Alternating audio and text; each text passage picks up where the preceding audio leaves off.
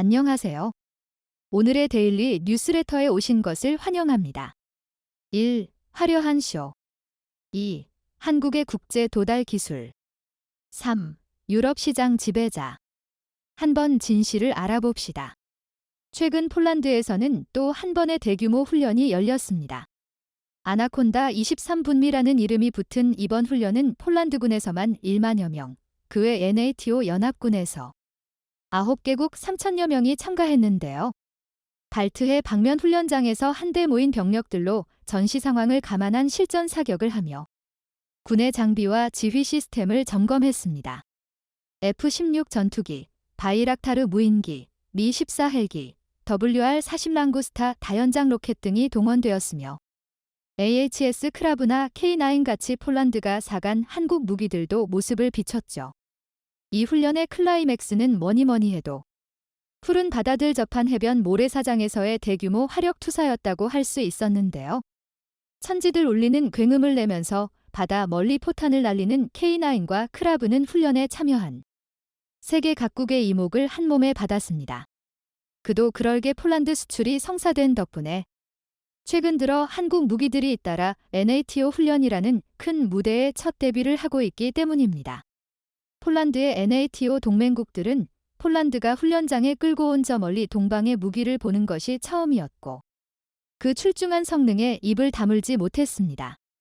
이처럼 한국 방사는 요즘 들어 세계적으로 유례없는 관심을 받고 있는데요. 기존 굴지의 방산 강국들이 이어지는 군축으로 무뎌진 사이 급증하는 방산 수요들 감당할 수 있는 유일한 국가로 떠올랐기 때문입니다. 폴란드 계약분의 지체 없는 납품으로 생산 능력을 증명했을 뿐만 아니라 각 군의 요구 사항에 맞출 수 있는 성능을 갖춘 것도 지금으로선 한국밖에 없죠. 이에 최근 유력 외신인 로이터에서도 한국 방산의 숨겨진 저력이 도대체 무엇이었는지 취재에 나섰습니다. 특히 한국 방산 수출의 가장 큰 원동력인 K9의 제작사 한화 에어로스페이스의 공장 내부까지 찾아가 그 영상을 담아오기도 했는데요. 한국은 유럽의 무기 수요를 노리고 세계 무기 시장의 주요 플레이어로 자리 잡기 위해 경쟁을 벌이고 있습니다. 남해 연안의 이 공장에서는 자동화된 로봇과 작업자들이 폴란드로 출하될 예정인 자주포를 조립하고 있습니다. 이 모든 것은 세계 최고의 자주포 제조업체인 한화에어로스페이스에 의해 운용되고 있습니다. 이 회사는 서방 국가들이 앞다퉈 우크라이나를 무장시키고 북한에서 남중국해에 이르는 지역의 긴장이 고조됨에 따라 한국 정부가 작년에 폴란드와 체결한 140억 달러 규모의 무기 거래에서 큰 부분을 차지하고 있습니다. 로이터 통신은 12명 이상의 경영진 및 관리들과 만나 이번 합의가 한국의 야망이 세계적인 무기 공급국이 될 수 있는 길을 열어줄 것이라는 대화를 나눴습니다. 한화 에어로스페이스의 오계환 이사입니다. 체코, 루마니아, 슬로바키아, 핀란드, 에스토니아, 리투아니아 등은 유럽에서만 방위품을 구매할 생각이었는데 한국 기업에서도 이제는 저렴한 가격에 구매할 수 있고 빠르게 납품받을 수 있다는 것이 더 잘 알려져 있습니다. 이 거래는 한국 역사상 가장 큰 규모였으며 국내 개발된 수백 개의 로켓 발사기, 포탄, 탱크, 전투기를 약속했습니다. 그리고 이 모든 것은 미국 및 NATO의 시스템과 호환되도록 설계되었습니다. 폴란드 관리들은 한국이 거의 누구보다도 빨리 무기를 만들겠다고 제안한 것이 핵심 고려 사항이었다고 말했습니다. 북한과의 지속적인 관계는 남한의 무기 생산이 항상 증가하고 있고 지속적으로 향상되고 있다는 것을 의미합니다. 폴란드의 분석가인 아스커 파이언네버치는 이를 독일을 비롯한 기타 주요 무기 공급국과 비교합니다.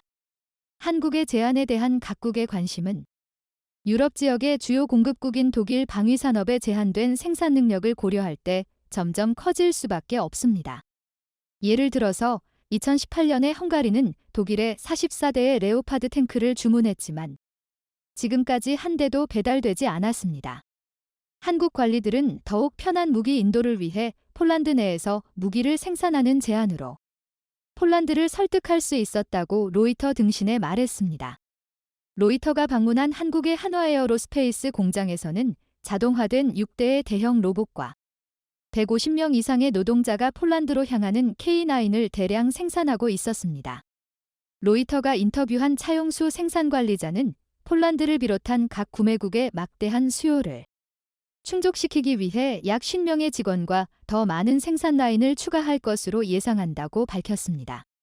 그는 공장에 설치된 로봇은 K9 용접 작업의 약 70%를 처리하며 이 자동화된 공정이 생산력 확장의 핵심이라고 덧붙였습니다. 한화는 하루 평균 8시간을 운영하고 있지만 필요한 경우에는 24시간 내내 공장을 돌릴 수도 있죠. 차용수 관리자는 기본적으로 우리는 당신이 원하는 주문량을 충족시킬 수 있다며 자신감을 드러냈습니다. 폴란드 역시 누구보다 빨리 무기들 제공하겠다는 한국의 제안이 주요 고려사항이었다고 밝히고 있습니다. K2 10대와 K9 24대의 초도 물량은 계약이 체결된 지 불과 몇 달 지나지도 않은 12월에 폴란드에 도착했으며 그 후로도 최소 5대의 전차와 12대의 곡사포가 추가적으로 인도되었습니다. 이러한 한국의 행보에 방심하고 있던 유럽의 방산업계는 큰 충격을 받았습니다.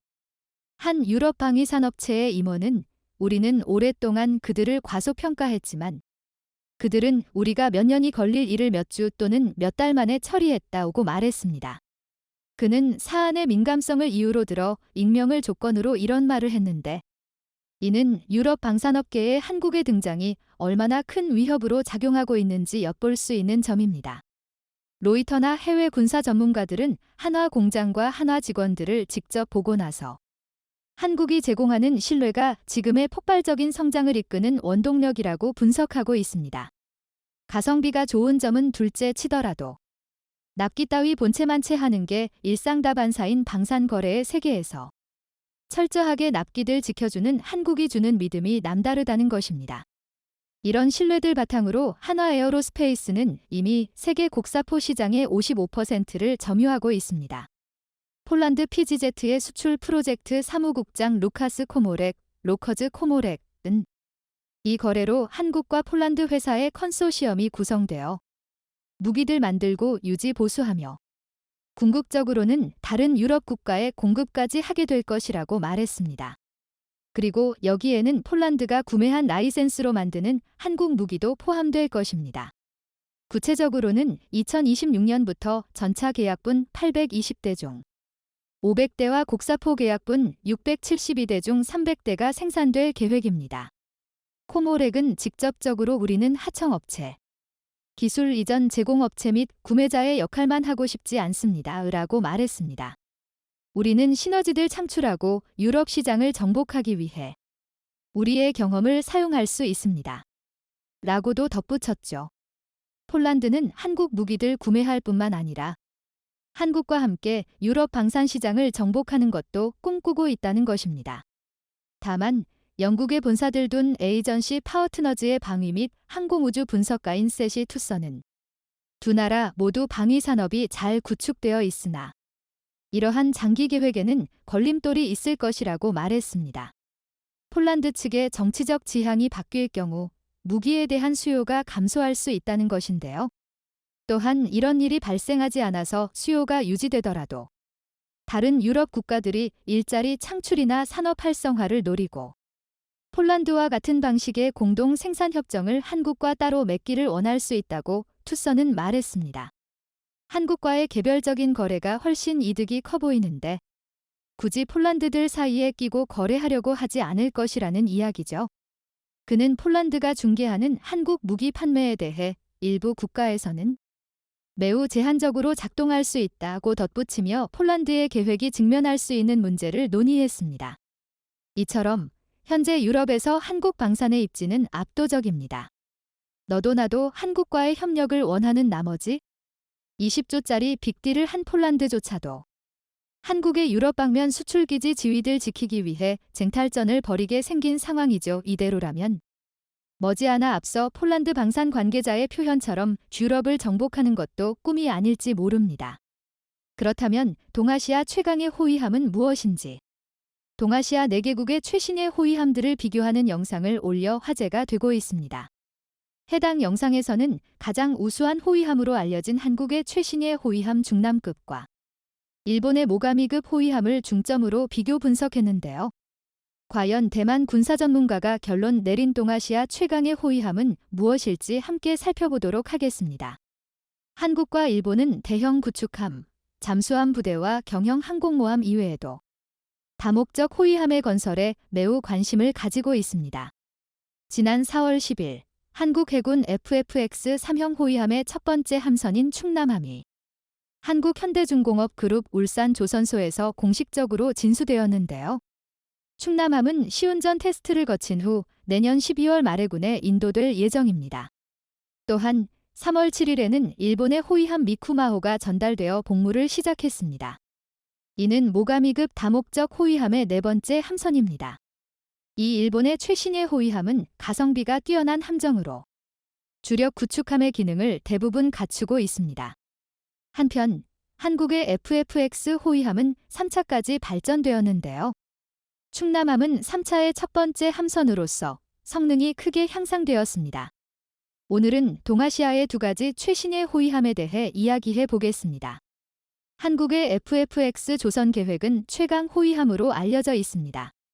한국과 일본은 중국과 대만에 인접한 위치에 있으며 현재 대만 해협의 위기를 심각하게 인식하고 있습니다. 대만 해협에서 충돌이 발생하면 일본과 한국은 이 문제에서 살이지 못할 것입니다. 일본과 한국은 이 문제에서 살이지 못할 것입니다. 시진핑을 설득할 수 없다면 자신의 군비를 강화하는 수밖에 없습니다. 자신의 군비를 강화하는 수밖에 없습니다. 전투 능력을 향상시키고 중국 공산당이 가볍게 행동하지 못하도록 해야 합니다. 여러 국내외 분석가들은 2030년이 지나기 전에 중국이 대만을 침공할 가능성이 높다고 예측하고 있습니다. 양안 전쟁이 발발할 경우 한국이 참전하지 않더라도 아시아의 해상 무역이 완전히 차단되면서 막대한 경제적 피해를 입을 수 있기 때문에 중국이 전쟁을 일으킬 엄두를 내지 못하도록 한일 모두 해군력을 강화하는 데 힘을 쏟고 있는 상황입니다.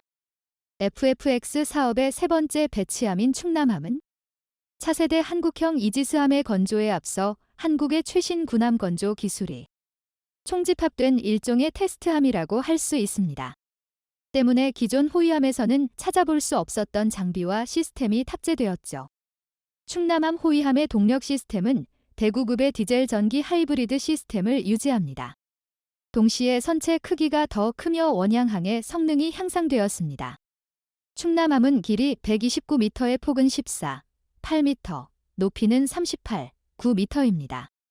표준 배수량은 3,500톤이며 만재 배수량은 4,300톤입니다. 총 120명의 승무원이 탑승할 수 있습니다. 이 함선은 롤스로이스의 MT-30 가스 터빈 엔진 1대, 2대의 MTU 디젤 엔진, 그리고 2대의 레오나르도의 전자 유도 저속 추진 전동기를 장착하고 있습니다. 최고 속력은 30노트이며 순항 속력은 15노트입니다. 18노트로 계산한 연속 항해 거리는 4,500캐리입니다. 충남함은 비록 호위함이지만 탐지 장비와 작전 시스템, 무장 모두 잘 갖추어져 있습니다. 조금은 작은 배에 큰 포를 장착한 느낌도 듭니다. 충남함은 한화그룹이 유럽 타레즈 그룹과 공동으로 개발한 듀얼밴드 능동위상 배열 레이더를 탑재하고 있습니다. SJAX 2개의 밴드는 공통 초점 안테나를 사용하며 고정된 사면 배열로 배치되어 있습니다. 이 레이더는 450km 이상 떨어진 공중 목표를 탐지할 수 있습니다. 각 배열 위에는 임무용 적외선 탐색 및 추적 장치 DIRTS-도 있습니다. 충남함 호위함은 한화에서 설계한 해군 작전 시스템을 적용하였으며 베이스라인 3.0 버전으로 추정됩니다. 가상화 기술을 통해 통합 및 공유 프로세서를 활용하여 고성능 컴퓨팅을 통해 데이터를 통합하고 레이더와 광전자 센서의 정보를 통합합니다. 차세대 호위함인 충남함에는 국내 개발에 성공한 레이더를 주축으로 한국형 이지스 시스템이 최초로 탑재되어 뛰어난 수준의 탐색 및 추적 능력을 갖추고 있습니다. 그리고 뛰어난 눈과 귀만큼이나 강력한 국산 무장까지 갖춰져 있죠. 충남함은 완벽한 무기 시스템을 갖추고 있습니다. 선두에는 MK4527mm 주포가 한 문이 있으며 주포의 후방에는 2기의 8단 KVLS 수직 발사 시스템이 배치되어 있습니다. 이 시스템은 해군 개량형 함대공 미사일 및 홍상어 대잠 미사일 또는 해룡 대지공격 순항 미사일을 발사할 수 있습니다. 동시에 함선상에는 4단으로 구성된 2세트의 SSM-700K 해성 반함 미사일과 3단으로 구성된 2세트의 MK-32 어뢰 발사 장치가 있습니다. 경납고 위에는 또 다른 한국제 무기인 CIWS-2 7열 30mm 근접 방어 무기가 설치되어 있습니다. 충남함의 미사일 시스템은 주로 한국에서 개발된 것으로 미군의 미사일보다 약간 큰 크기의 미사일을 사용합니다. 국산 수직 발사 시스템인 KVLS에는 해군 개량형 함대공 미사일이 장착되어 있습니다. 최대 사거리와 최대 요격 고도는 각각 150km와 30km로 이로써 충남함은 한국에서 최초로 지역 방공 능력을 갖춘 호위함이 되었습니다. 이전에 오래된 호위함의 대거 감축으로 인한 공석을 보완할 것입니다. 이로써 한국의 호위함 능력이 향상되어 구축함과의 작전 협조를 더욱 원활하게 할 수 있습니다. 대만 전문가는 충남함의 무장까지 한국제 방공 미사일들과 어뢰로 채워져 있는 부분을 강조하며 한국이 자주국방을 위해 이루어낸 성과에 찬사를 보냈습니다. 방위산업이 거의 몰락해버린 대만의 입장에서 함선에 실리는 미사일 하나까지 국산화를 이루어내고 있는 한국을 부러워하지 않을 수가 없는 입장이죠. 동아시아 지역 호위함 중 누가 가장 강할까? 동아시아 지역에서 중국의 054A 호위함과 러시아 태평양 함대의 그리미아시급 호위함과 비교하면 일본과 한국의 신형 호위함들은 보다 우수한 종합 성능을 갖추고 있습니다. 일부 구축함의 역할을 대체할 수도 있습니다. 원거리 성능 측면에서는 일본의 모가미급이 우세합니다. 모가미급과 충남급 모두 원거리 작전을 위한 신형 호위함입니다. 모가미급의 선체 길이 대 폭 비율은 8:15입니다. 충남급의 선체 길이 대 폭 비율은 8:71입니다. 일반적으로 선체 길이 대폭 비율이 클수록 선속이 빨라집니다. 하지만 기동성은 약해질 수 있으며 바람과 파도에 대한 저항력도 약화될 수 있습니다. 중국의 054A 호위함은 만재 배수량이 4,000톤 이상이며 한국의 충남급과 비슷합니다. 하지만 디젤 동력을 사용하며 최대 선속은 28노트를 넘지 않습니다. 일본과 한국의 호위함들보다 항해 속력이 떨어집니다. 한중일과 같은 조선, 대국과 비교할 때 러시아는 대형 함선 건조 능력이 부족합니다. 그리미아시급 호위함의 배수량은 2,000톤 이상이 되지 않아 경량 호위함에 해당합니다. 최고 선속은 27노트로 원거리 항해 성능이 더욱 부족합니다. 또한 현재 한 척만 운용 중이며 앞으로 추가 운용될 가능성은 매우 어렵습니다. 대공 방어 능력에서는 충남급이 더 우수합니다. 모가미급과 충남급 모두 이중 밴드 능동위 상배열 레이더를 갖추고 있습니다. 모가미급의 OPY-2 다기능 레이더는 더 많은 대상을 추적하고 감시할 수 있습니다. 두 종류의 레이더의 지원으로 한국과 일본의 군함은 더 강력한 다목표 전투 능력을 갖추고 있으며 포화 공격에 대한 대응 능력이 뛰어납니다. 054A의 초기형은 여전히 딩반, 정판, 레이더 복제 모델을 해상 대공 탐색 레이더로 사용하고 있습니다. 성능은 이중 밴드 능동위 상배열 레이더에 비해 여러 단계 떨어집니다. 아울러 충남급의 KVLS 발사관은 쿼드팩 방식을 사용할 수 있으며 해군 대공미사일을 장착하여 포화 공격에 대한 대응 능력을 갖추고 있습니다. 충남함은 임무 다양성에서 우위를 갖고 있습니다. 타격 측면에서는 충남급만이 대륙 타격 능력을 갖고 있으며 다른 호위함선은 모두 대함 미사일을 장착하고 있습니다. 대잠 전투 측면에서는 일본과 한국 모두 대잠 전투 능력에 중점을 두고 있습니다. 두 호위함 모두 주동, 수동 음파 탐지 시스템과 저주 파트롤링 어레이 음파 탐지 시스템을 장착하며 대잠 미사일과 어뢰를 보유하고 있습니다. 전반적으로 동아시아 호위함 중 한국과 일본의 호위함이 중국과 러시아에 비해 압도적인 성능 우위를 차지하고 있다고 분석했는데요. 그리고 충남급과 모가미급을 비교한 결과 기동성에서는 대등하고 탐색 성능에서는 모가미급이 근소한 차이로 우위를 차지하고 대공 방어 능력과 타격 능력에 있어서는 충남급이 우위를 차지한다는 결론이 내려졌습니다. 본 영상을 본 대만 네티즌들은 한국과 일본을 부러워하면서도 이런 뛰어난 호위함들을 대만은 절대 가질 수 없다는 사실에 분동을 터뜨렸는데요. 일본과 한국 호위함의 발전이 정말 부러워. 40년 전만 해도 한국과 해군과 조선 분야에서 견줄만 했었는데 최근 우리가 미국의 지원 없이 한국과 격차가 얼마나 커졌는지를 봐봐. 한국은 할 수 있고 대만은 할 수 없다. 대만과 한국의 조선 기술의 격차가 얼마나 큰지 알 수 있다. 한때 해군에 있어서는 아시아에서 손에 꼽히는 전력을 보유하고 강력한 조선 산업을 보유하고 있었던 대만이지만 지금에 와서는 완전히 몰락해버려 제대로 된 호위함 한 척 건조하기 어려운 실정입니다. 그래도 대만 해군의 부활을 꿈꾸며 경호위함 건조 프로젝트를 진행하고 있었고 최근 대만의 신형 호위함 예상 스펙이 업데이트 되었는데요. 그런데 벌써부터 문제들이 산더미처럼 터져나오고 있다고 합니다. 우선 신형 호위함에 탑재하기 위해 개발 중이던 대만산 ASA 레이더가 부적격 판정을 받으며 결국 영국 배 시스템즈의 ASA 레이더를 수입해서 장착하기로 결정되었습니다. 소식통에 따르면 이전 PSA 레이더의 내부 설계를 그대로 사용하면서 전력 손실이 발생하는 문제가 생겼고 이로 인해 고각에서 탐지 공백이 발생하는 레이더로선 치명적인 결함이 발생하고 말았다고 합니다. 문제 해결까지 향후 수년은 잡아먹을 것으로 예상되고 있어 하루가 급한 대만 해군에선 결국 또다시 국산 ASA 레이더 도입을 포기하고 수입하기로 결정한 것이죠. 게다가 이 신형 호위함의 무장은 말이 안 된다고 밖에 표현할 수 없는데요. 겨우 2,500톤급 경호위함에 대만형 C 레민 해검과 펠렁스, XTR-102A2 20mm 이연장 RCWS 이문까지 CIWS 근접방어체계 만 세 종류를 달겠다는 어처구니 없는 설계안을 내놓은 것입니다. 여기에 각종 대함, 대잠 무장들까지 추가해야죠. 이를 본 군사 전문가들은 배의 체급에 절대 다 실을 수 없는 과도한 무장이라며 함선의 내부 공간 확보가 거의 불가능할 것이라고 지적하고 있습니다. 또한 승조원은 겨우 85명이 탑승할 예정인데 겨우 이 인원으로 이 많은 종류의 무장 시스템을 다 관리하는 것은 말이 되지 않죠.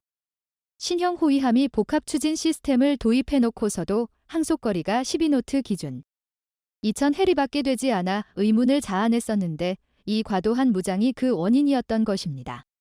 사실상 설계 단계에서부터 실패한 무기가 될 것이 뻔히 보이는 상황입니다. 대만은 군함 건조 능력을 사실상 상실했었기에 중국의 위협이 코앞에 닥친 지금 부랴부랴 움직이고 있으니 잘 만들 수 있을 리가 없었던 것이죠. 과거 1980년대 대만은 한국의 울산급 호위함을 도입하며 대만 군함 건조 기술을 일신할 수 있는 기회가 있었는데요. 당시 프랑스의 로비와 대만의 방산비리, 은근히 얕잡아보고 있었던 한국에서 군함을 도입해야겠냐는 알량한 자존심 등 여러 가지 요인들로 결국 한국 대신 프랑스가 선택받았었습니다.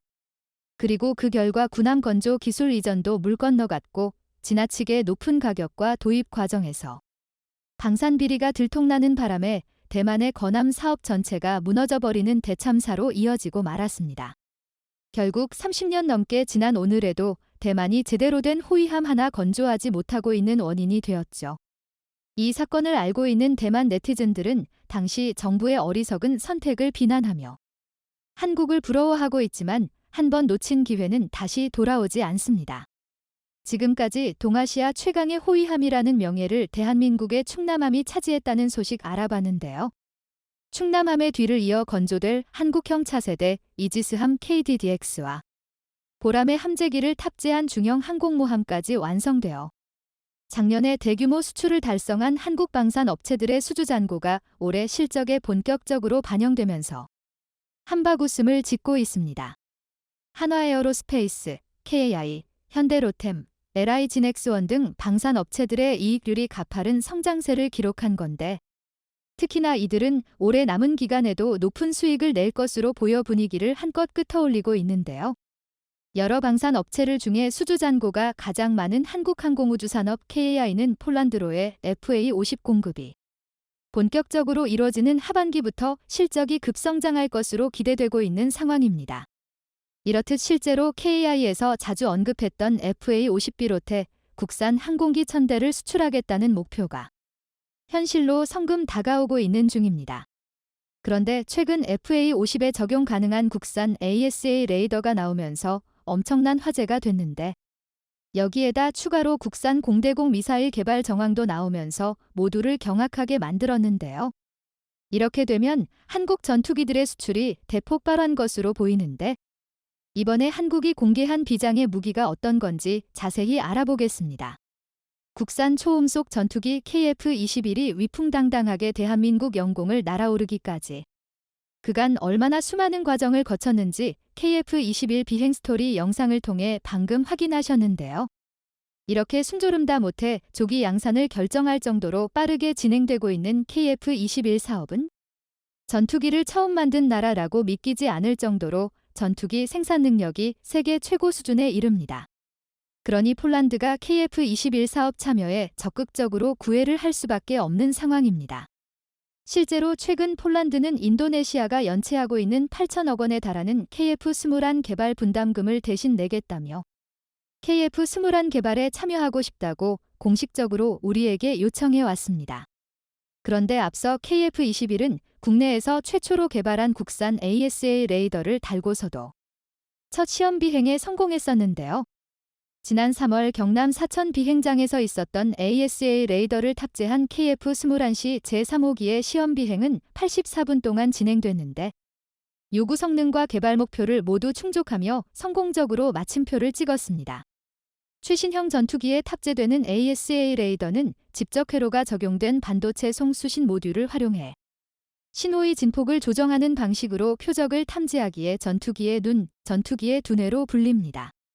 당초 한국은 미국으로부터 TF-35A를 도입하면서 절충교역으로 ASA 레이더 기술을 이전받으려 했지만 미국의 거부로 무산됐고 이로 인해 한국형 전투기 사업 자체가 차질을 빚을 거란 비관적 전망까지 나왔는데요.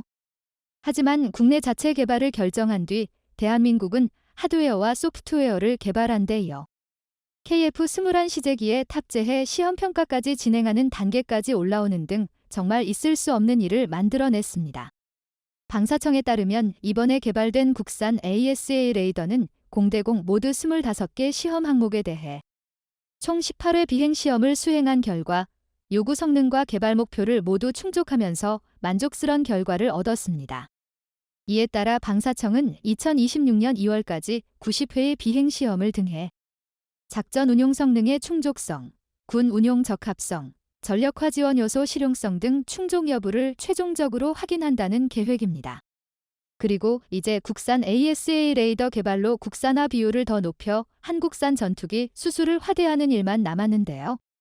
실제로 이달 2일 LIGNX1은 2023 공군 민군 협력 전시회에 참가해 FA50 ASA 레이더 시제품을 선보이며 KF-21에 이어 FA50에도 국산 ASA 레이더가 장착될 거란 걸 보여줬습니다. 이번에 LIGNX1이 공개한 FA50 ASA 레이더는 국내 최초로 공냉식을 적용한 전투기용 ASA 레이더로 공지해 목표에 대응하는 다수의 운용 모드를 보유하고 있는 것으로 알려졌습니다. ASA 레이더는 차세대 전투기에선 필수로 탑재되는 핵심 센서로 일반적으로 ASA 레이더를 장착한 전투기는 MSA 레이더를 적용한 전투기보다 3-4배의 전투력을 보유한다고 합니다. 하지만 전투기용 ASA 레이더는 미국 등 소수의 해외 선진 방산 업체만 독점하면서 세계 시장을 대부분 점유하는 등 진입 장벽이 높은 걸로 유명한데 한국이 불가능한 일을 만들어낸 겁니다. 이런 이유로 KF-21에 이어 FA50에도 국산 ASA 레이더가 장착된다면 우리 군의 전력 증강은 물론 한국 방산의 수출 경쟁력이 지금보다 더 넘사벽 수준으로 뛰어올라 한국산 전투기의 몸값이 천정부지로 치솟을 것으로 보입니다. 방사청에 따르면 현재 FA50 ASA 레이더의 개발 완료라는 최종 목표를 위해서는 지상 통합 시험 및 테스트 항공기 FA50 탑재 비행 시험 등의 검증이 남아있다고 합니다. 현재 방산 전문가들은 KF-21과 마찬가지로 FA-50의 국산 ASA 레이더 장착과 관련해 일련의 과정들이 순조롭게 진행되고 있다며 등합이 어렵지 않다고 입을 모았는데요. 실제로 KAI 고정익 체계팀 곽재진 수석연구원은 이미 KF-21에 국산 ASA 레이더가 장착됐기 때문에 FA-50의 국산 ASA 레이더를 장착하는데 기술적인 어려움이 없다고 강조했습니다. 그는 다만 항공기에 ASA 레이더와 같은 주요 장비를 장착하려면 단순하게 붙이는 것 이상으로 개발 일정이나 비용 등 많은 고려 사항이 있다며 당장 FA-50 수출기에 국산 ASA 레이더가 적용되진 않겠지만 업그레이드 계획이 있다면 기술적으로는 언제든지 장착이 가능한 상황이라고 전했습니다. 그리고 해당 소식을 들은 네티즌들은 국산 ASA 레이더 개발을 축하합니다. 타겟팅 포드와 ASA 레이더 장착이면 FA-50은 넘사벽 전투기다. 정말 자랑스럽다. 진정한 한국판 로키드 마틴이다. 말레이시아 방산전에 KAI와 LIGNX1이 함께 간다고 하던데 아무래도 ASA 레이더를 완성한 것 같다. LIGNX1도 무시무시하다 그냥 조용히 만들고 파는 회사 같다. 호재가 넘쳐난다 등의 반응을 보였습니다. 그리고 또 다른 군사 전문가 역시 앞으로 남은 테스트들도 지금까지 그래왔던 것처럼 FA-50의 진정한 국산화 달성을 이뤄낼 것이라고 입을 모았는데요. F-16을 비롯해 기존의 4세대 전투기들이 ASA-1에 이더로 바꾸고 업그레이드하거나 사업을 추진하고 있는 만큼 F-16 축소판이라고 할 수 있는 FA-50 또한 기계식 레이더에서 ASA 레이더를 탑재하는 게 순리라는 겁니다. 때문에 향후 우리 공군에 배치될 FA-50 60대도 이번에 LIG-NX1에서 만든 국산 ASA 레이더가 탑재될 가능성이 있다고 내다봤습니다. 여기에 더해 현재 방산 업계에서는 FA-50의 말레이시아 수술건부터 ASA 레이더를 넣을 수 있지 않을까? 조심스레 전망하고 있다는데요. 현재는 보안상 자세한 사항을 언급하지 못하겠지만 오는 10월 열리는 아덱스의 구체적인 계획이 있을 것으로 보인다는 게 방산 전문가들의 예상입니다. 기존 FA-50에는 이스라엘제 기계식 레이더가 탑재돼 우리가 손쓸 수 있는 부분이 제한적이었지만 우리가 개발한 ASA 레이더가 탑재되면 성능 확보는 물론 전투력이 향상될 가능성이 매우 높아 보입니다. 이에 대해 네티즌들은 잘 개발돼 FA-50에 달렸으면 좋겠다. LIG가 개발한 ASA 레이더가 상용화되는 시점이면 국산 미사일도 개발될 거라 예상한다. FA-50에 ASA 레이더를 달면 F-16에 버금가는 성능이 나올 것 같다. 그 어렵다는 ASA 레이더 개발을 성공했다니 큰 박수를 보내야 한다. 모든 무기는 국산화시켜야 된다. 국방은 그 누구도 믿어서는 안 된다. 전투기 핵심 기술을 보유하고 있어야 미국의 갑질로부터 독립할 수 있다 등의 반응을 보였습니다. 게다가 ASA 레이더 국산화와 더불어 현재 전투기에 탑재되고 있는 다른 국가의 무장을 대체할 무기 개발이 시급한 상황인데요.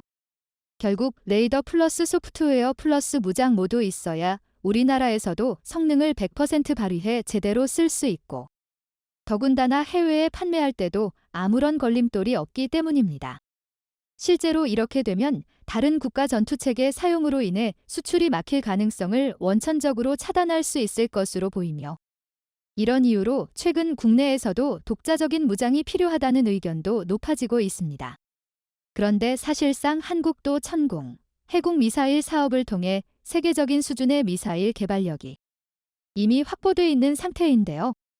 실제로 현재 FA-50 폴란드 수출형에는 팬텀 스트라이크 ASA 레이더, AIM-9X 사이드와인더 플러스 AIM-120 암람이 적용돼 이를 위한 동합 작업이 조만간 시작될 계획이 전해지기도 했습니다. 또 KF-21에도 2028년까지 철룡 공대지 미사일이 등합될 계획으로 여기에 더해 한국형 공대공 미사일 개발 사업도 조만간 시작될 거란 소식도 전해지고 있는 상황입니다.